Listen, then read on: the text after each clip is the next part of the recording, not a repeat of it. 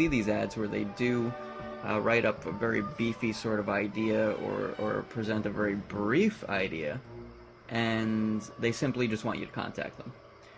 And in some cases, which is what you have to be careful of, is that there's phishing going on in Craigslist. What's phishing? Phishing means you contact them, they accept your email, they're happy that you gave them your email, and then they use it for a mailing list of some kind and send you information you don't need. It's all junk mail and spam and the stuff that we all hate. So, forget it. Don't do it. Now this here is a big repeat offender. I've seen this for months. The ad says, a group of Westchester music instructors will answer any question, Westchester County, New York. This is basically the main summary of what's here. Searching for a music instructor in Westchester? Have questions but don't feel like calling around? You can anonymously ask your questions at zoomnia.com. So let me get this straight. We don't email you from this particular ad. We have to go to a website that's displayed in this ad in order to ask a question. Personally, I'd rather just call around. It's less of a hassle. Here's the instructions for those of you that need them, because apparently this isn't as simple as we think. Write as detailed a question as you wish. Okay, so feel free to babble. Moving on. Up to 3 registered local music instructors respond, usually within 24 hours. Hopefully. I think, if somebody answers me in 24 hours, that's not as convenient as calling around. I could just call and within 10 minutes get the information that I need. So 24 hours doesn't really beat out 10 minutes very well. It's kind of absurd. Last step, read your answers online. I'm not just telling me right away. We're in a world of instant gratification. Here's an ad that seems to be trying to cater to it without actually addressing it. You missed the boat. You're standing on the dock, the ferry left, you're waving. See ya. This is a repeat offender because they put this stuff up here time and again for months, and the questions, 3 of them that they use as examples, have not changed. Here's one of them. My 14-year-old child has been playing trumpet for a few years. I'm considering purchasing him a trumpet instead of renting. Is it worth buying a trumpet at this point? If so, what makes or models should I consider? This is a pretty thorough question and does require quite a lot of information, and they're asking for a lot, and all the information is here. Here's where you have to try not to drown yourself in what you're reading. There are a ton of brands and prices listed here, and you can tell just from the way it's laid out, it doesn't read easily. It's a mess, and the person could easily lose track of which one they were just looking at when they're trying to write this down for future notice. There are also things listed in here for $2,700, give or take. That is a large amount of money right there, and they already said it's just for a 14-year-old. The kid's not a pro yet. He's got all of high school until he gets to even college, and then college, so having something that expensive, he probably wants to shoot for the ones that you mentioned earlier that are $500, $800, within reason. We know instruments are expensive, but you don't have to really throw those out there. The last bit of this that I don't like is that when it's all said and done, they basically plug a location of a store and say, please contact and come to the store, blah, blah, blah, blah, blah. Well, okay, so all of this appears that it was just a way of saying, come shop at us because we're a great place. Here's another question. Looking for someone to teach me flat picking guitar. I'm an intermediate flat picker, but never worked with a flat pick. Okay. I'm also interested in finding someone to teach my 9-year-old son beginning guitar. We live in Tarrytown.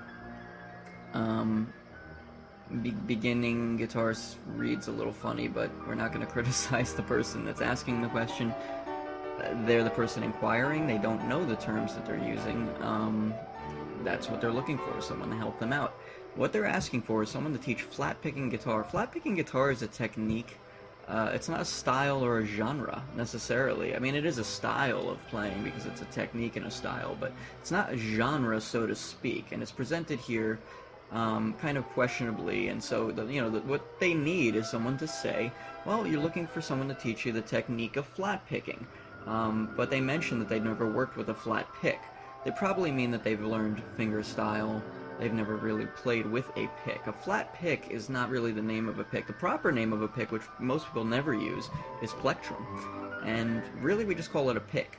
A flat pick sounds almost almost redundant, or almost even unnecessary. It's probably another word that I'm not thinking of, but completely unnecessary in the sense of it's a pick, and they're all flat. There aren't any picks that are square or round like a sphere. I mean, they're all generally flat picks, and that's what we're looking for, is a pick that's flat. So anyway, to answer this person's question fairly, one would say, well, sure, let's recommend this school or that school. Well, automatically, a specific school was recommended here, and only one, which tells me that the person who's making this recommendation works for or owns the school. They actually probably have no relation whatsoever to anybody else but this school, and they're plugging it. Anyway, I'm babbling, but cutting to the chase, it says, we have several of our top teachers from New York City Guitar School. Well, okay. Is that supposed to make them more important? Because, I mean, not living in the city doesn't really diminish who you are. And time and again, people promote big cities like New York City, the Big Apple, as if you work there for any reason, you're better than anybody who doesn't. And that's unnecessary. These are things and phrases and things that you have to be careful of, because they're the reason that people do explode and write these retaliating ads against other ads, because they take it personally. Try to be polite and watch how you're phrasing things, because what you mean may come through what you say, whether you intend to or not. Last little question. My son will be 3.5 in September and loves music. I was thinking of looking into music lessons for him, probably violin. Is he too young? Should I consider a different instrument? Where should I look? I am in Edgemont, Scarsdale, that particular area. Well, the answer here in summary is actually really good. It does address what I would say, which is that piano or drums would be a great foundation instrument for a 3.5-year-old. Totally true. 3.5 is well too young for a complicated instrument, and violin is a complicated instrument. So is guitar, for that matter. The string instruments don't allow for that instant gratification that a child looks for, which is the reinforcement for them to learn. They can't get a sound out of the instrument right away, and not getting a proper sound is a deterrent. So to take a simple instrument like piano or drums, you can bonk your head on a piano, the notes will come out. It's that simple to produce the sound. Drums are the same way. You could throw your stick from across the room, and when it bounces off the drum, pretty much makes the same sound that it would if you played it normally. So, all kidding aside, the drums or the keyboard or piano will be a great foundation instrument, and that is addressed here. What's interesting is that it says at the end, my name is Joseph, and I teach in people's homes and in my own in Pelham and Inertia. Let me know if I can be of any service to you. Have a great day. Well, once again, it seems that overall the whole premise of this ad is for these stores or teachers that are, quote, registered to this website that you're supposed to go to for your convenience of asking these lengthy questions, is so that they can really promote themselves. And this isn't any different than somebody placing an ad somewhere else, but the way they're placing it, it's dishonest. It's not presenting what is there.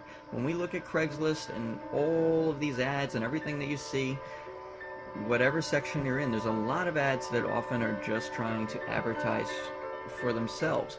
The difference between what I'm presenting here and what is, better, is that there's nothing wrong with advertising for yourself, but don't mask it in something that it's not. Don't say that we're here to answer your questions when not a single new question for 6 months has ever come in, or at least been presented. You just recycle the same ones over and over again. Perhaps a sign of laziness because you don't want to redo your ads, so you just keep copy-pasting the old ad. But truthfully, some people are going to start noticing this. I noticed it, and I'm sure I'm not the only one. And there it is. So yeah, Craigslist is for advertising, and it's not a professional venue. So yeah, you're going to see ads that are a little offensive, poorly written, whatever they are, because people don't know how to advertise properly, and they don't